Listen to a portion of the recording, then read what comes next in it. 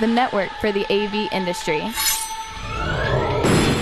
What are you listening to? This is AV. This is AVNation. This is AVNation.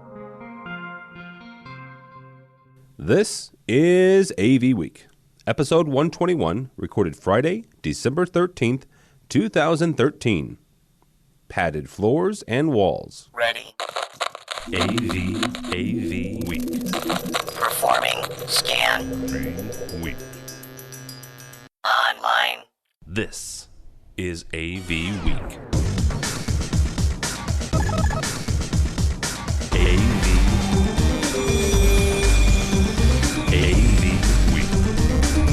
This is AV Week, your weekly wrap-up of audiovisual news and information. My name is Tim Albright. I'm your host. Hello, welcome.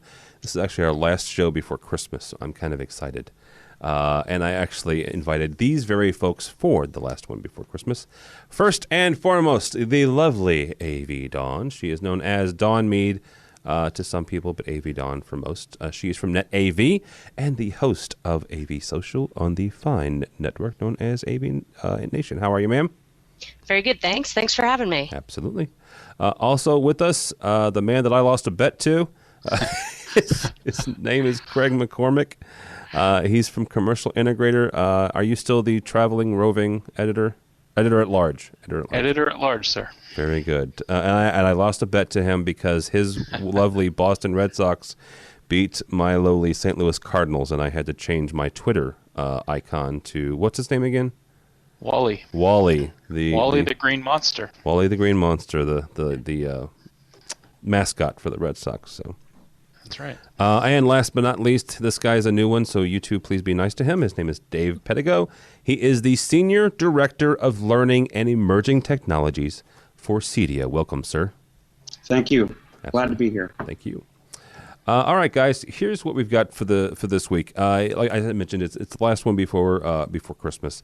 Next week we'll do a kind of a best of, and then at the end of the year we'll gather some folks around and we'll do a kind of an end of the year preview, review, stuff like that. But we're going to talk about a couple things. First of all, one of our buddies, Chris Netto, wrote a piece about ways to improve Infocom. And he said, nothing's necessarily wrong with it, but hey, here's some ideas. And so as ISE is honestly quickly coming upon us, and so is CES here in the next few weeks, we'll talk about how to improve these trade shows that we all love to go to. And actually, Dave is headed out to ISE, so we'll pick his brain about that. We're also going to talk about ways to bring the youngins up under us and how to mentor them to get them to not to replace us, but eventually we're going to retire, at least hopefully. That's my plan, at least, folks. I mean, I don't know about you guys, but that's my plan is to hopefully eventually retire. So, but to get them up and running and up to speed, as it were. But first, here's something that kind of caught my eye, and I hate to talk about it, but I'm going to. Apple posts and then removes the Sharp 4K display. Hello! This could possibly be the Apple TV. And I say that somewhat tongue-in-cheek, but honestly and really, let's talk about this for a second, because here's the thing. Steve Jobs passed away, good Lord, 2 years ago. And one of the things that all the tech people that I read and listen to, and you probably do too, said there's something in here. He has given us a hint to the Apple display, the actual Apple TV, not the little hockey puck, but the actual, here we're going to do this thing TV. In the biography, if you haven't read it, he said something to the effect of, when it comes to interfacing with an actual display, we have finally figured it out, quote unquote. And so all of the Apple fanboys and the technology people said, holy cow, here it comes. We're going to get a TV. And that was in 2011. And it's 2013. We're still waiting for this thing. But here we go. 4K, that would be a great thing. Maybe, but the fact that they post it on their website and then take it down, people are pointing to this like, aha, this is the last one. This is the latest thing. So, Don, let me ask you this. How credible is that, first of all? And is this the way that we want Apple to go, or should go, maybe? Well, I mean, speaking, with their great visionary passed on now for 2 years, as you said, I don't know who all their idea people are over at Apple or how their brains are running these days since Steve's gone. I figure they could do worse than going with an established brand like Sharp that, already has the 4K technology and the actual, the AV portion of it already good. And, I know my own company sells a heck of a lot of Sharps. It's one of our go-to monitors, and they make a great product. So they could do far worse than partnering with someone established like that. As to whether it's going to actually happen, the Apple TV, well, we've been waiting for more than 2 years. I mean, I think if you look back at some of the earlier writings of Steve Jobs back in the day, there was discussion of a TV type appliance, in the 80s, I think. So whether it comes to fruition, we'll see.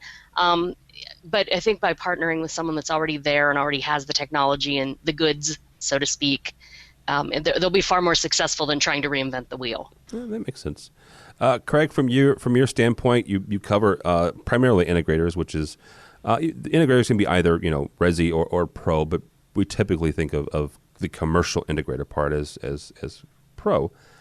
This is not necessarily a bad thing or for the commercial guy, because let's be honest, a lot of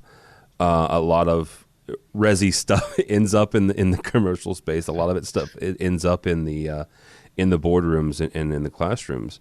So is this maybe where we think Apple's going? Is maybe partnering with somebody like Don says, who's already established?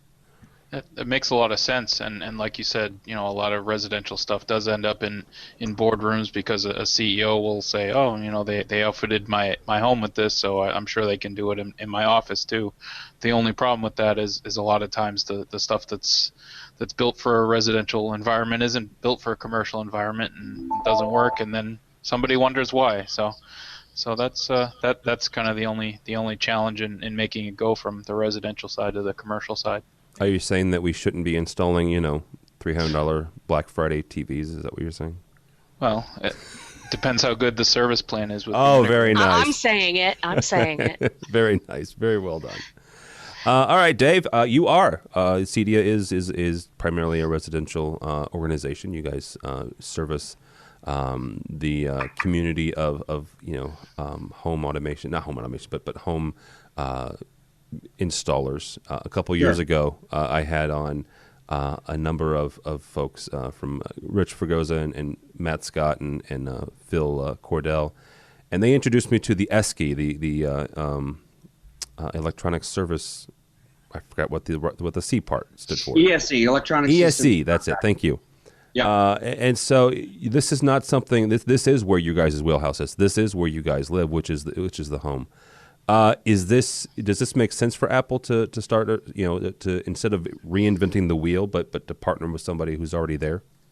Yeah, I would say that. Well, I guess here first I would say, you asked me a year ago, is Apple coming out with a TV? I'd almost have bet my house on it, but I've been proven wrong a lot in regards to that. It makes sense for Apple to partner with a manufacturer, I think, instead of building a plant and manufacturing their own televisions. What I took out of the Jobs interviewer biography was not the actual display itself, but the interface between how we actually operate a television. So it's kind of cumbersome still. We still have to search through channels, those kind of things. So in my opinion, a year ago I would have said I think they're coming out with hardware, just because I'd seen a lot of investors and analysts and saying they're all coming out with a TV. But the problem is no one makes money in televisions. It's very hard for the manufacturers to make a profit, and Apple is really pretty strict on wanting to make a healthy profit margin on any of their products. So going out and adjusting or partnering with an OEM in order to have someone else manufacture a television and put their kind of software embedded in it is what kind of makes sense for me. And if you look at their push towards high res, the fact that an iPad 3 at a higher resolution than a 1080p screen shows me that they are serious in having high resolution displays. No, that's a good point. But let me ask you this. If anybody can make money manufacturing displays, don't you think it could be Apple? Because you're right. They demand a high margin, whether it's everything from the iPod all the way up through their computers. They are a premium product, and people do pay that premium price for them. They are, and I will. I'm not probably supposed to say this, but I'll say it anyways. I'm a fanboy through and through, and my entire house is. So, but I don't know if I would pay more for a display. It's more about the experience. There's a lot of really, really good displays out there. And some manufacturers over the last couple of years, you've started to see manufacturers who are making the best televisions. So it was Fujitsu, then it was Pioneer, and now Panasonic. All of those who made great televisions are getting out of the market. So yeah. I'm still up in the air that even Apple could really make a good healthy profit margin on televisions. But if anyone could, they could. Yeah, they could. All right, I'm curious to see when Samsung's going to get out, because that'll be, I'm going to say the death knell, but that'll be like, the last rat leaving the ship, because they're the last ones, I guess. I mean, you still have LG and you still have some others, and some of the players who have gotten out of their branded stuff are going back in through OEM, but it's getting to be a very small group of folks who are doing that. And I'll just jump in for a second and just say that these are almost country wars. So you see that you had the Japanese making televisions and the Koreans, and now the Chinese are coming in, and they're kind of underpinning a little bit in regards to profit margins as well. So I think it actually almost transcends corporations and is at the international scale, and these countries kind of going back and forth against each other to see who can make the best display for the lowest dollar. No, that makes a whole lot of sense, because both South Korea and China are offsetting a lot of the costs. So yes, no doubt. All right, guys. Crestron has flip tops. Yay! Okay, Crestron has flip tops. Yay! Okay, that's it. Anybody? I'm not going to say excited about this, and well, Dave already used the fanboy term, so I'll use it too. I that's what we have on our campus is Crestron. I got this in my email, and I'm like, oh, okay, you've had something like this. It was a Quick Media 4-inch, and Extron has something like this, and AMX has something like this. So what's the big deal? Can somebody help me with this? Does anybody else feel like that? What's the big deal? Anybody? Don, I'll ask you, because you'll say whatever. You're muted, ma'am. Yeah, she's muted. Sorry. That's all right. Bad. My dog, I think it's just a case of keeping up with the Joneses. As you mentioned, Extron has had something like this for a while. FSR and some of the low-cost, easy, like basic control-ish systems, they all have this type of interface, and traditionally as an integrator in the business for I won't tell you how many years, Crestron has the cachet of like the high-end control system. It was like kind of Crestron, then AMX sort of right under them, and then you had your Extrons, and then you had your FSRs and your whatevers, just generally cost-wise and quality-wise at the time. And as that's evolved, people have gotten more and more into some of these low-end ones, and Crestron, they want to keep the business, and they want to offer something. I don't know the price on this particular unit, but they want to offer something a little more like a Swiss Army knife, a little more multi-user. It's not just a touch panel sitting on a table or hanging on the wall. It's also your interfaces and your power and all of that jazz, and it's nice and hidden away, and they're just kind of keeping up with everyone else, but bringing the Crestron badge to it, I think. Well, and Craig, Don makes a good point, bringing the Crestron badge, but there's also the FSRs and everybody else. And there is, you can argue one way or the other, whether or not Extrons is better than Crestrons, which is better than AMXs, which is better than FSRs, whoever. But when it comes to these hideaway, do-it-all things, they were lacking. Some of them were still in the analog realm, even the Crestron one, which is probably maybe where this is going. The fact that this has got some of the digital connectivity, is that important, or is it just, this is just another iteration of what they've already had? Well, I think it's a little bit of both. It's definitely, it's some iteration of what they did already have, but certainly, like you said, the digital element takes it a little bit further, and who knows, maybe Extron or AMX will come out with one that's one step further, and it is a lot of keeping up with the Joneses, and it's kind of up to the integrator to decide which one they like the best. Well, yeah, I guess that is. Dave, do you guys see much of this when it comes to residential, or is this primarily a corporate or a boardroom installation, or even education? It's pretty much outside what the majority of our members do, but I will say that you are seeing a crossover from some of the residential guys and gals who are starting to pick up a little bit of the commercial work, but in general, the commercial work is typically very light commercial, like bars, restaurants, etc. Yeah. The education field, I think, is a little bit outside of what our guys do. Okay. All right. Moving on, we're going to talk about warranties, and this covers all of us here, even me. I work in education. This comes to us from our fine folks at CE Pro. Steve Fritz, is that right? Steve Fritz. That first is. Yeah, there you go.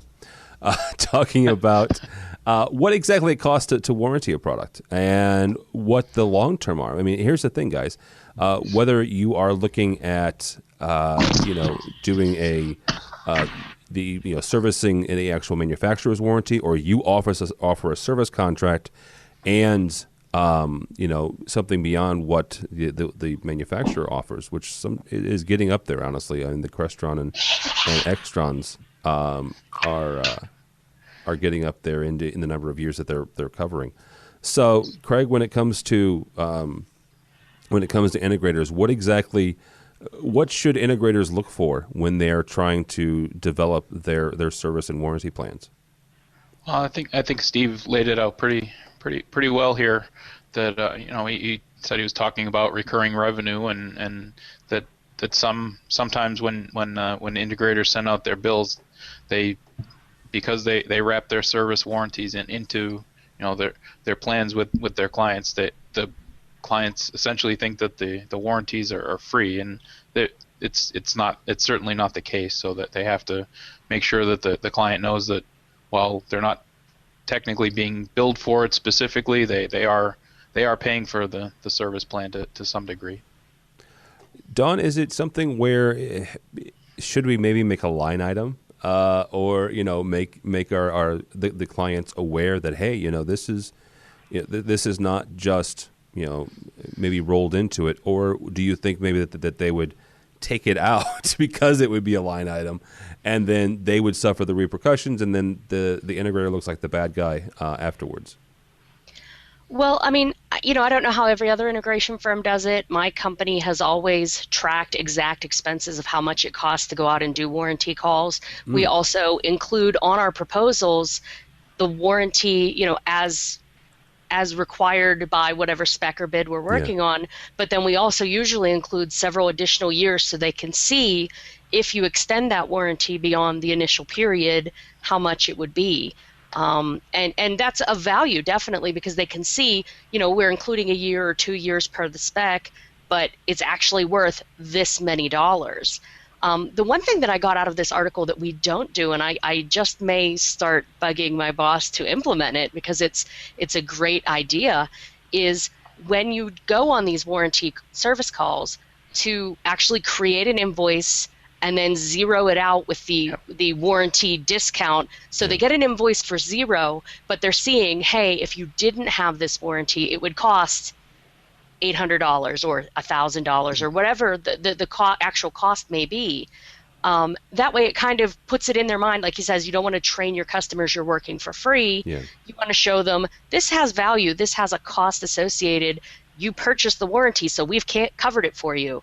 But bear in mind, this is why you purchased the warranty.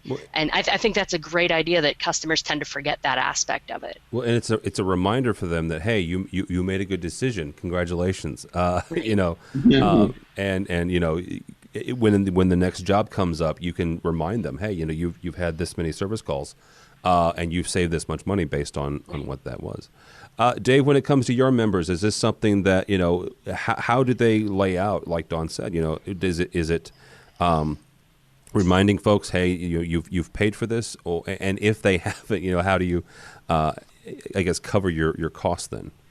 I could not agree with Dawn and Steve, I guess, more than what they say here, which is I think a lot of people, they include the warranty, they included the service hours, but they're not really keeping track of it. And for me, the thing that really poked out more than anything else was the concept of opportunity cost, which is that when you're going out and servicing your work, your opportunity to do other work. So you're not only is it costing money to go out to the job site to fix the work, but you're also losing potential money being out on another job site and charging for those hours.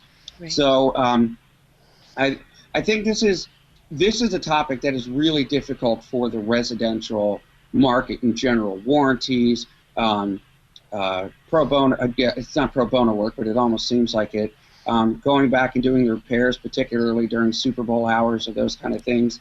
And so going back and being able to, I think it's a powerful marketing tool to not only to be able to send them an invoice and say, okay, well, it would have cost you $150 to do this repair or whatever. At the end of the year, send them a statement that has all of the warranty work that's been done, and say this is all the money that you save by having a warranty, so that you can then upsell the warranty moving forward. The concept of recurring revenue for the residential guys, we've done some studies, and we're seeing a slow but measurable warm up to recurring revenue, and I'm all over it. I think that if you want to have a business that you can sell, you need to have money that is always going to be in the pipeline, and starting with your warranty work is a great place to jump in.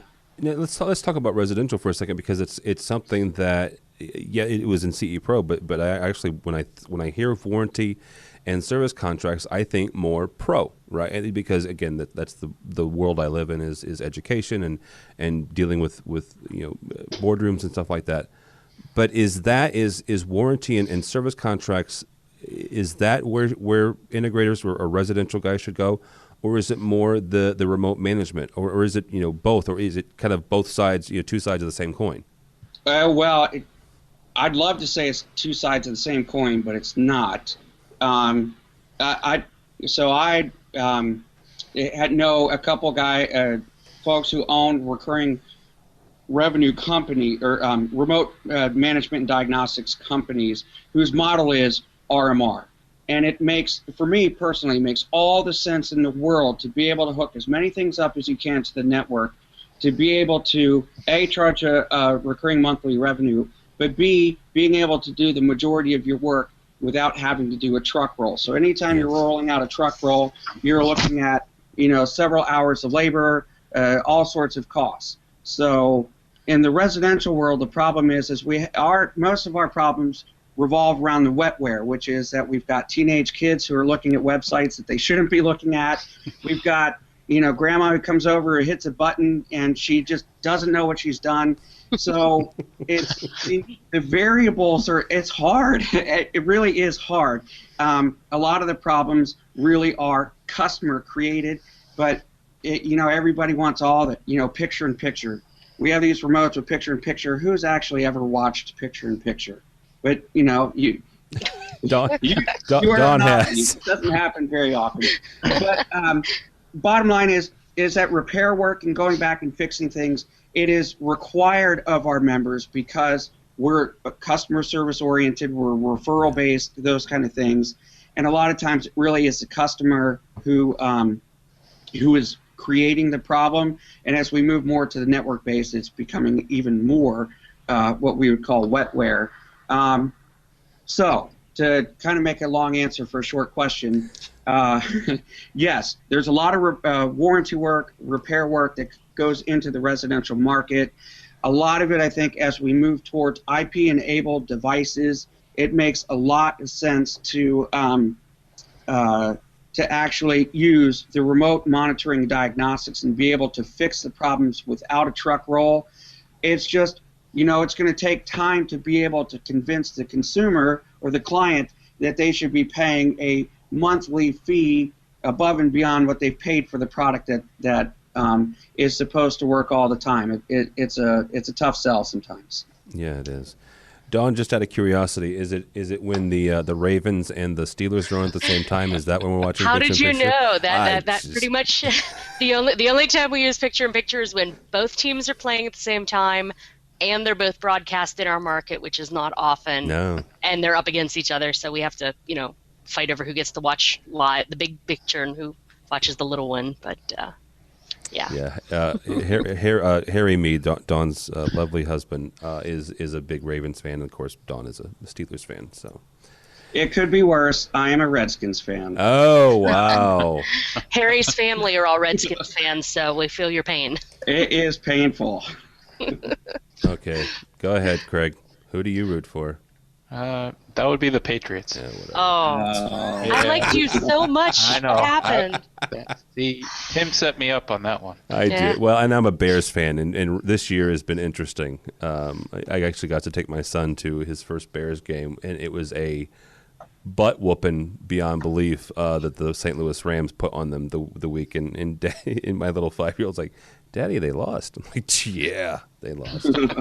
And you guys are from St. Louis, so that adds pain to the yeah, we are, but shouldn't we be cheering for the other team, Daddy? No, because give them 5 years, they'll be in L.A. or someplace. So that's just this is not a sports show. All right, you are listening and watching AV Week. That lovely lady right there is AV Dawn Meade. Dave Pedigo is here from CEDIA, and Craig MacCormack, Patriots fan, is here from Commercial Integrator. Speaking of Commercial Integrator, they had their Commercial Integrator of the Year issue here recently, and there they are right there. CI Integrator of the Year, CCS Presentation Systems. This was a good article, Bud, and not that you don't write good articles before, but the question is, first of all, tell me about CCS and what makes them unique as opposed to other integrators. What makes them unique is the way their company is set up is they have essentially their headquarters in Arizona, and they have seven other locations, areas that they kind of cover, and they are not franchises. They're licensees. All of them started essentially with a loan from the founder and the president, John Godbout, and they earn revenue, their own revenue. They basically are sort of independent once they get their loan, and they're pretty much they all feed into the parent company, but they're essentially their own entity, and they can earn money their own way, and it's a really kind of a unique setup, and one that I'd never seen before in the industry, and I don't think exists, and I looked for other examples of it, and haven't been able to find one yet. Well, no, I mean, you've got the 500-pound gorilla that we can talk about, which is AVISPL, which goes around, and they're not a licensee, they're not a franchise. They just go out and they merge with others. I mean, AVI used to be one company, SPL used to be another, and then they came together and they've gone about and purchased other ones. In the Midwest here, we have CTI, Conference Technologies, who has begun to acquire other smaller integration firms around Iowa and Illinois and others. They're based out of St. Louis, actually. So this is interesting. Can you talk about for a second though the difference between a licensee and a franchise? You said it's not a franchise; it's a licensee. Right. Yeah. What's the difference? Yeah, they were pretty clear about that. They don't necessarily have to do the same thing as what the parent company do. The different areas don't necessarily have to do that. I mean, obviously there's the headquarters, and there's a lot of decisions that are made as a group between all the licensees and the parent company. But basically, like I said, they all started with a loan. The first office started because there was a friend of John who wanted to get in the business but had no money, and he didn't know what to do. He didn't know how to get started, and he had no money. So John basically gave him a loan to get started, and it kind of took off from there. John told me that he didn't know if it was going to work when he first did it. He didn't really plan for it to go this way. He started his own company in Arizona, and didn't really know where it was going to go, but it's taken off, and they're looking to expand. He talked about a couple areas where it didn't really work out, but that was a case of hiring the wrong person or partnering with the wrong person to operate that region, and they've kind of learned along the way. It's pretty tough to become a licensee through their company too. Well, I'm sure, especially now, that they've got different standards in place and things of that nature. So, good article and good for CCS. All right, moving on. The buddy of ours, Craig MacCormack. Good Lord, that's Craig MacCormack. Chris Netto is a member of the Red Band blogging group. He also does a podcast here on AVNation. Wrote an article for Commercial Integrator talking about improving the Infocom show experience. So we're going to go around the horn, and not just about Infocom in general, but also just trade shows in specifically. We talked with Dave. We mentioned at the top of the show where ISE is coming up here the first week of February. He will be there. Actually, ISE is a partnership between CEDIA and Infocom. So, Dave, from your standpoint, whether it's ISE or CEDIA, the CEDIA show, or CES, which is here in Vegas in about 3 or 4 weeks, what are some of the ways, either from an organization like CEDIA or maybe you as just a regular Joe guy attending it, what are some of the ways that we can maybe improve some of these shows? It's a tough question because it's a rapidly evolving industry, because you have the dynamics of it'll sound kind of cliche, but the internet, the Amazons, those kind of things, they put a lot of pressure on trade shows. So trade shows in general have to continually try to add new things, and at the same time, so it's this adaptation versus innovation. What are the things that we want to keep and maybe do little tweaks, and what are the things that we want to add and bring that are brand new? And it's interesting, I read the article, and in the article they talk about, they need manufacturers to bring more and innovative products to the show. And that, we would all love that. We would love for any of the manufacturers to come out and give us all their secrets and tell us what they're going to do. The last couple of years, actually for 3 years, I put on this Future Technology Pavilion, which was just trying to show products 5 years down the road. And by the last one, I literally wound up in the hospital afterwards. It was stressful. So in general, you have to have an expectation from an attendee perspective. What is it that I am going to the trade show for? And so a lot of people say, they want to see the new products.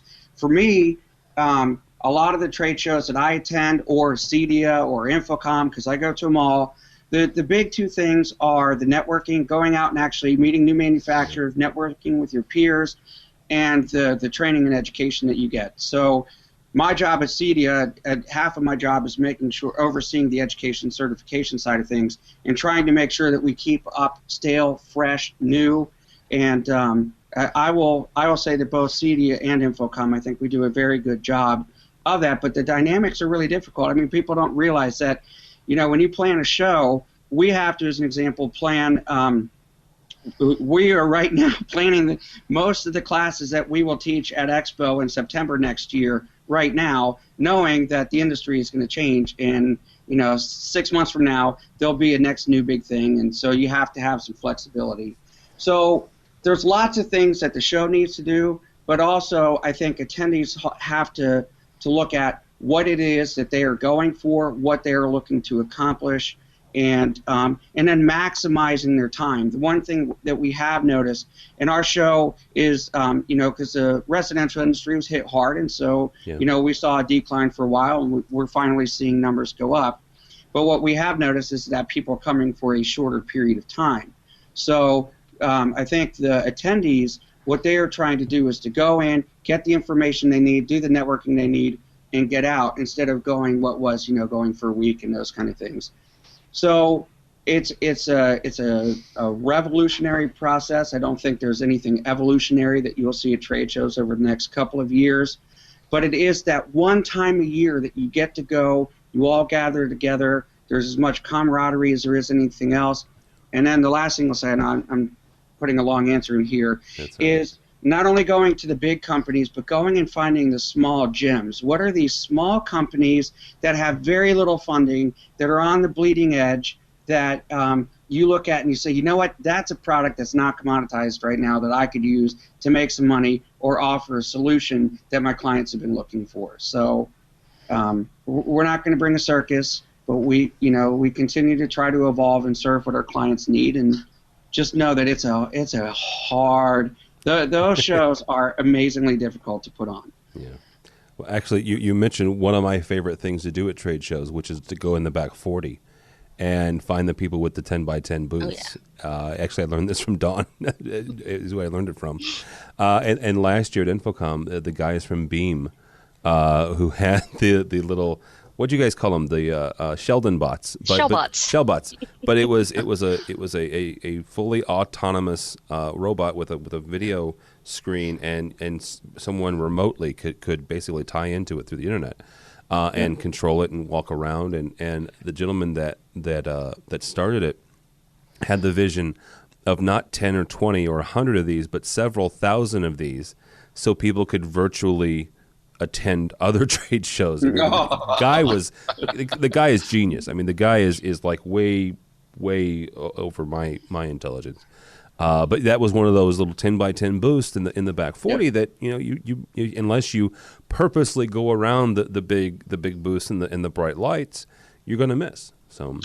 Well, I'll butt in for just a second, because you're an educator. I was a public school teacher. My degree's in education. You know as well as I do that hearing and seeing things are one thing, but experiencing it is another. And so there's just going there and being present and talking to people. It's a completely different experience than hearing about it or seeing it on the web. It's not the same. Yeah. All right, Miss Dawn, where's some of the things that we can do to improve not just Infocom, but CEDIA, ISE, CES? Well, I mean, Chris had some great ideas. I'd love to see some of the ones from the article implemented. Some of the the plug fest where you could actually see things hooked up, similar to the old projector shootouts, and just sort of test claims live and that sort of thing. That's great. People love that stuff. Again, like you just said, that's experiential as opposed to just being told that this thing works. Seeing that it works and making it work is an entirely different experience. My biggest thing that I wish was in the article and that I wish that they would do, and I keep telling them to do, is going to get me slaughtered by every person I know that works for a manufacturer and goes and attends and works at these things, and probably from the guys that put them on. But I would love to see an extra day or so added to Infocom. Amen, sister. Hear me out. I know people are going.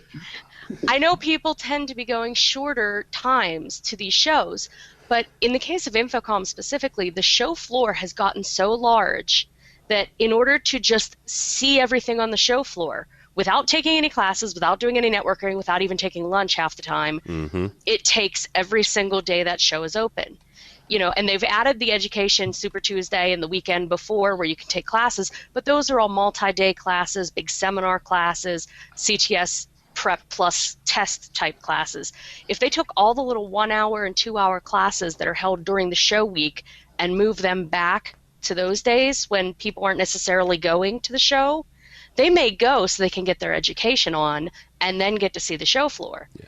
Or, offer the classes more than once, or extend the actual show floor days so that you can still scheduling classes and running around, seeing appointments and things. I mean, this past year at Infocom was crazy. It's the first year I taught a class at Infocom. I always try to take classes at Infocom because for a small integrator, you don't always have money to send people to every single class and every single workshop around the country. But if it's all at Infocom, you just pay for one trip and you get all this education.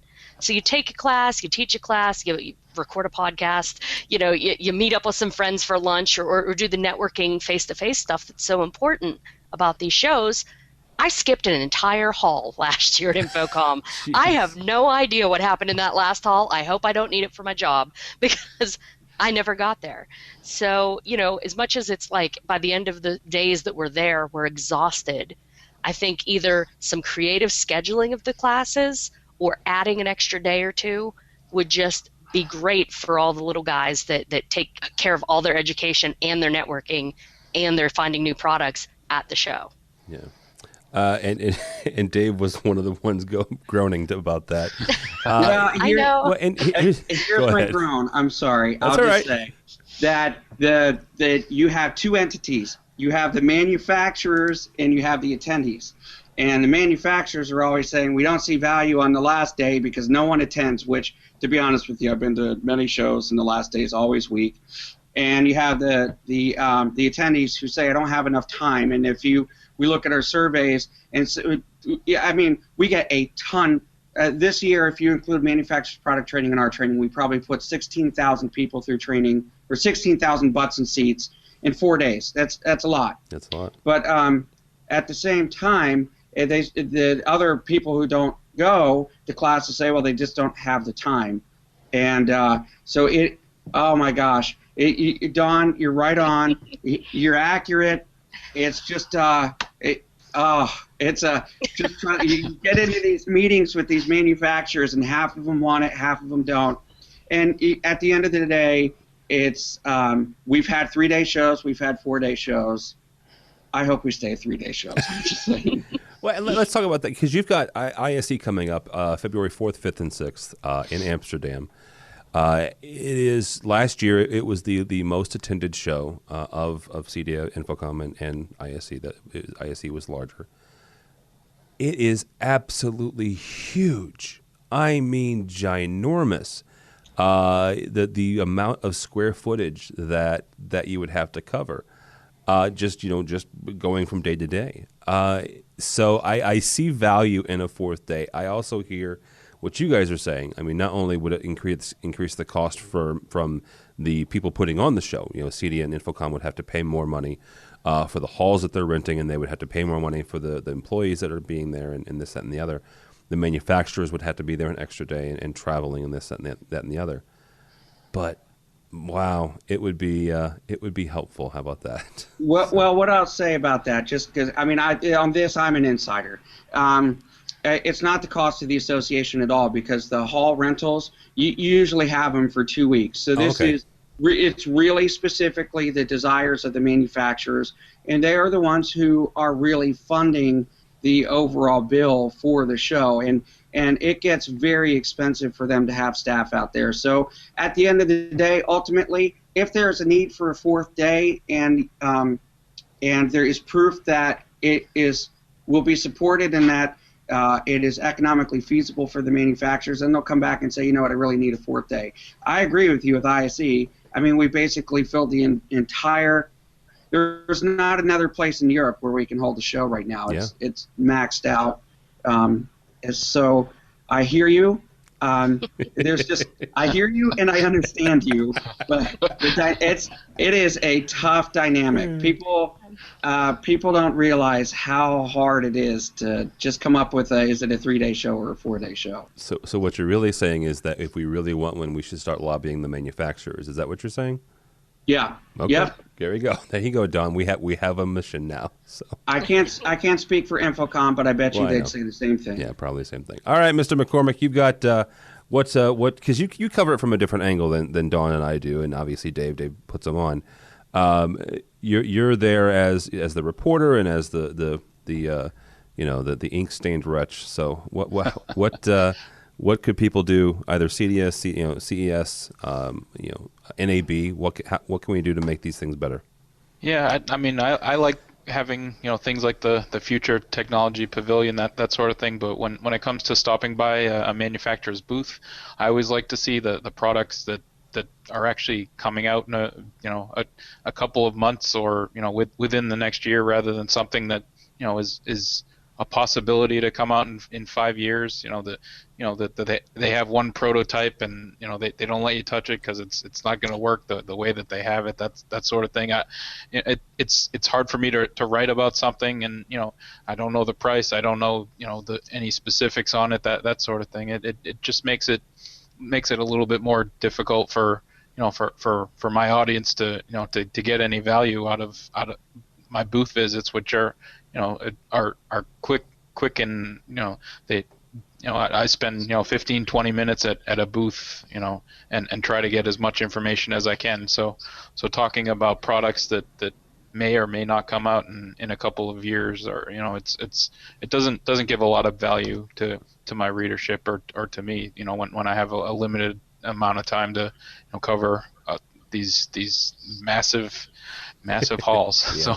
So it's a lot of walking around, and sort of as on a related note to that, I would love to see more manufacturers have bottled water available for folks like me who stop by their booths. I've made this pitch a couple of times, and some are definitely better than others. The ones that offer me water and give me a place to sit for 15 minutes, I always appreciate that. But it doesn't happen as much as it could, I think, and it's a small expense and it shows that you're thinking not only of selling products, but also making the people that stop by your booth happy.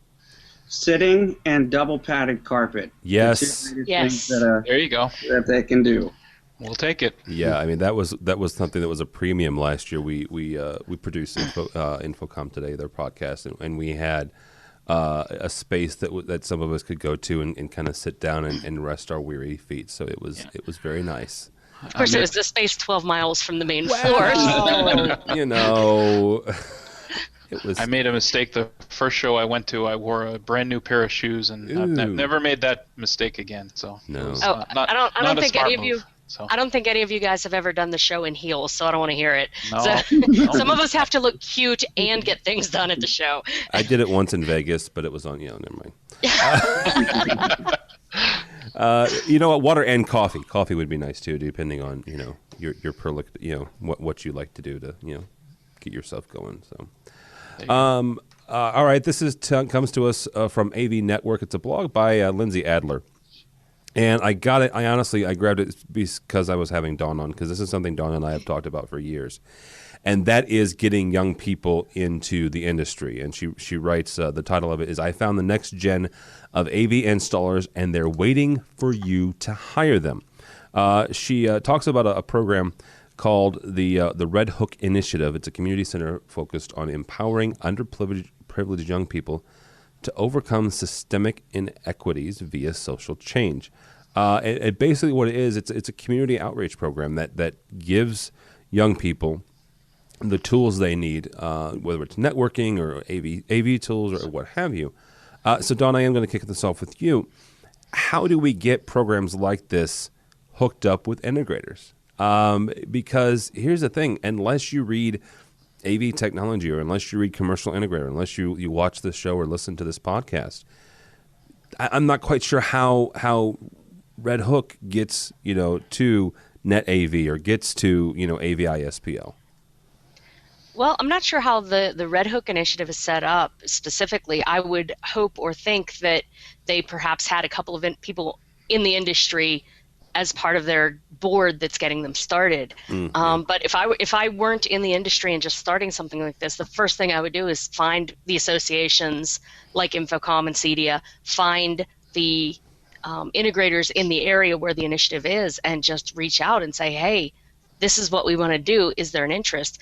I don't know about any other industry, but the AV industry, the answer should always be yes, 10,000 times yes. There is such a dramatic absence of not even just trained people willing to come into this industry or trainable people to come into this industry, but outside of this industry, there's the lack of knowledge that we are an industry. What are we, like a $95 billion annual, I think this is a statistic from Infocom, every year, and like half of our families, my mom still thinks I sell TVs, like at Best Buy or something. No, I don't even do that at all. You know, it's outside of our industry, people don't know about us. And it's not just individual people, it's organizationally. You know, being in DC, we work for the federal government quite a lot. Up until the most recent master spec, AV didn't even have its own division. Now we have the communications division. But before that, you had to skim through every piece in line in the spec to try to see, is there a screen? Is there a sound system? Is there whatever?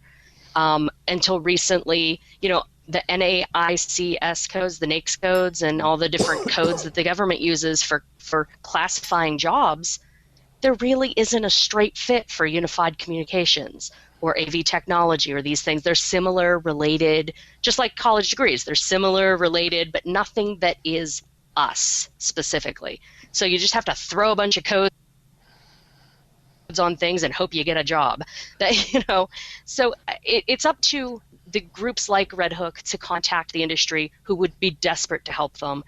And it's also up to each of us as integrators and people in the industry to reach out, to tell people, you know, I'm constantly talking to people in the neighborhood, in the community, you know, at high schools nearby saying, have you ever considered a career in AV? Do you like technology? Because these folks over at Infocom and NSCA and possibly CEDIA, I'm not sure, they have scholarships that they give away and nobody applies for because they don't know we're a real career. You know, look into this if you're technically inclined. You have to reach out and tell people that it's a for real career option, that you can have great opportunity. You know, God bless him, my husband is the equivalent of a PhD. He's got exactly 2 semesters of community college, and he's making 6 figures as an engineer. Yeah. There's no other industry probably in America today in 2013 you can still do that. Right. That's something, you know, my parents' generation could make big money with a high school diploma or a little bit of college. I mean, it's such a fantastic career. It's such a fantastic industry, and there's so much opportunity. For God's sakes, talk about it. Tell people about it. You know, let people know we're here, and then there'll be programs like this that will succeed, and the more that succeed, the more there will be. And then I won't be desperate to hire a technician, which if anybody out there is in the Baltimore, D.C. area and looking for a job as an AV tech, we're hiring. Contact me. But we can't find anybody. So, you know, you have to talk about it. You can't just be, oh, you're something with computers. You know, let them know what AV is. And you know, on my own part, there's a part of the BRAC base realignment thing. Mm-hmm. They're doing a program coming up in February with the Small Business Administration to reach out to businesses and find out what your pain points are with doing business with the government and in general. And I've got myself put on that committee so I can talk to the SBA and say, figure out your NAICS codes, figure out that AV is a for real industry, and then, you know, we want to help, we want to do work with you, make it easy. It's a tough nut to crack. But also, NSCA, the Consumer Electronics Association, CEDIA, about 6, maybe even 7 years ago, formed ESPA, the Electronic Systems Professional Alliance, and it is a certification program based off of the NCCER curriculum, and it's honestly, it's taken so long to crack that nut, but I think we're just starting to get to it, and it shows that there is a potential for a career. And basically go through ESPA, and then after ESPA, then you can say, well, I want to go into residential or I want to go into commercial.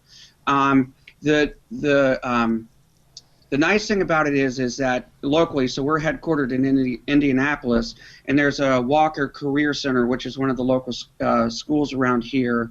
Jeff Gardner, who works in our department, has been going and teaching and helping their program. And so what we've learned from it is that I think the hard part is at the federal level, which we've been trying to do. So you're talking about the SOC codes or the NAICS codes, those kind of things has to be done. But then you also have to take initiative at the local level. So the Red Hook, there's one called MMI, I think that's the Madison Media Institute in Milwaukee, or Madison, sorry, of course, Madison. The Walker Career Center here in Indianapolis. But what this article is absolutely right, and for me, I used to be a teacher for at-risk youth in Baltimore City for 5 years, and oh my God, there's such a great career, and we just can't.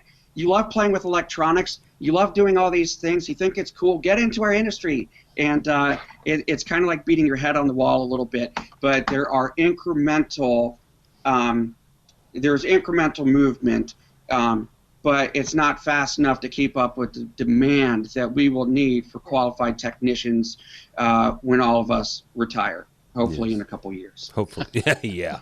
A couple of decades, I think. Yeah. I looked at my 401k the other day, and I said, okay, I'll be about 110 maybe. Mr. MacCormack, how do integrators get a hold of these kids? Not necessarily the Red Hook kids, but just in general, how do they reach out?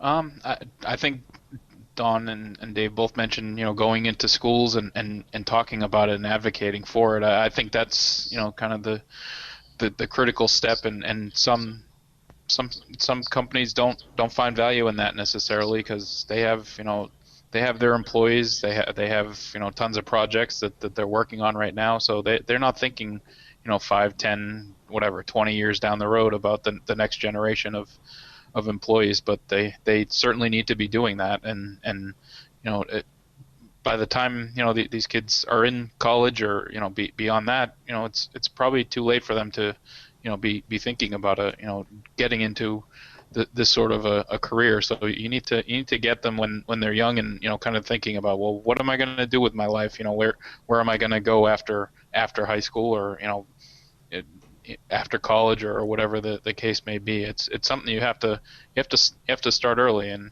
it's always great to see something like this and to see it working, and hopefully it's something that spreads. Yeah.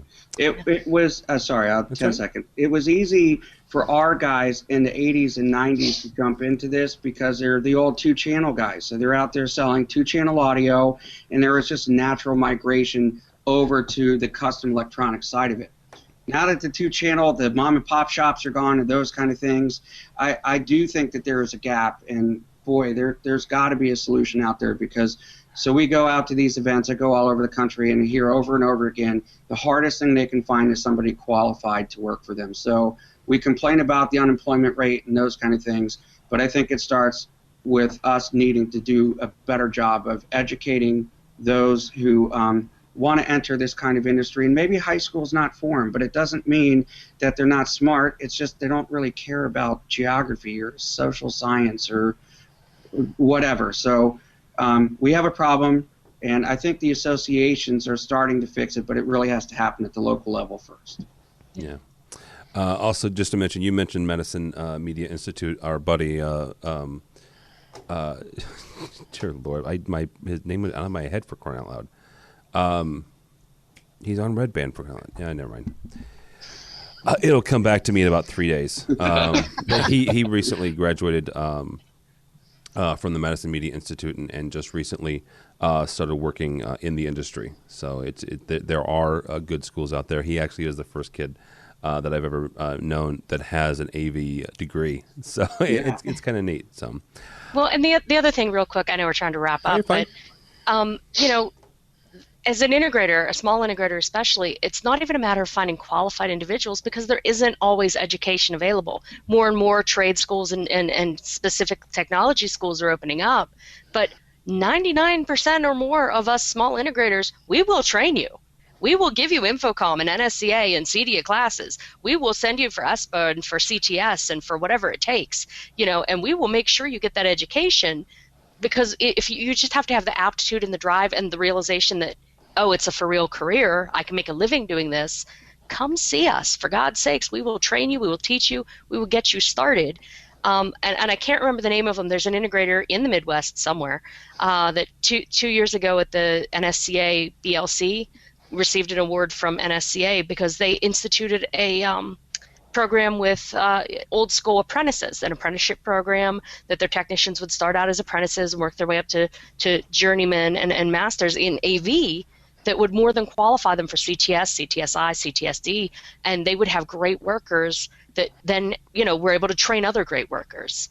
And even something like that we can do on a local level. We're willing, just find us the people and let people know we're for real. Yeah. So. By the way, Josh Stackhouse is the name of the young man. There you go. The reason I for some reason it made in my head, he's the one who actually proposed to his fiance now. Proposed to his fiance on AVWeek. Good Lord, back in June. So, but yeah. All right, guys. Last but not least, and I say last but not least, CEDIA has a new website. Yay! We do. It actually will be launching on Monday. Oh, well, that's not it then? Okay, never mind. Well, it's okay. All right. Well, it's up. It's up. But we've said that it'll launch on Monday just because we want to do some bug I got you. I was going to say. Yes, we worked on it for 2 years. It's not just really. Well, it's because it's the database behind it. So our data. Oh God, it's been a bear of a project, but this is a sweet, sweet day. I get to go to test the website right after we're done with this. So okay. Nice. Make sure we're good. All right, that will do it for us for this week. Craig MacCormack, he is the editor at large for Commercial Integrator. Their latest episode is the Integrator of the Year, so check that out. Thank you, sir. Thank you for having me, as always. And where can people find you? Twitter, my name is Craig MacCormack, and LinkedIn, I'm there as well. All right, very good. Dave Pedigo, I'm not going to read your really long title again, but he's from CEDIA, so thank you, sir. Thank you. Appreciate the opportunity. If somebody wants to get a hold of you or get a hold of CEDIA, how do they do that? Well, if you want to get a hold of CEDIA, just cedia.net. But I'm also, you can find me on Twitter, Dave Pedigo. Okay. Pretty simple. Very good. Last but not least, the lovely AV Dawn Meade from Net AV and the host of our AV social show. Thank you, ma'am. Thank you. And where can people find you?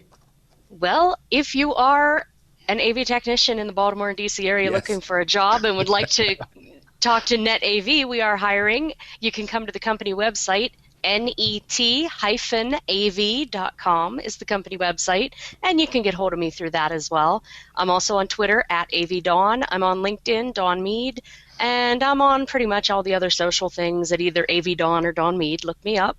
And I do have a new AVDawn blog redesign coming up, speaking of new websites, cool. But it's not up yet. So if you go there, you'll see my last poor blog from like a year ago. I'm so ashamed. But the new one's coming, and hopefully it'll be a new year launch for that. Very cool. Yeah, we're still our web, I shouldn't say our web team. Matt Scott is our web team. And he's working feverishly to adjust some things. We're trying to get more visual and anyhow. So it's. But Canadian, he runs on metric time, so it takes him a little longer. Well, he does, except for he doesn't understand the metric system, which is kind of confusing. Oh, Matt, the world's worst Canadian ever. Yeah. He likes cowboy football and no hockey. So anyhow. Oh, that is painful. It is. Right? It is. So, but. It could be worse. He could be a Browns fan. So, all right. Or Redskins. Yeah, or Redskins.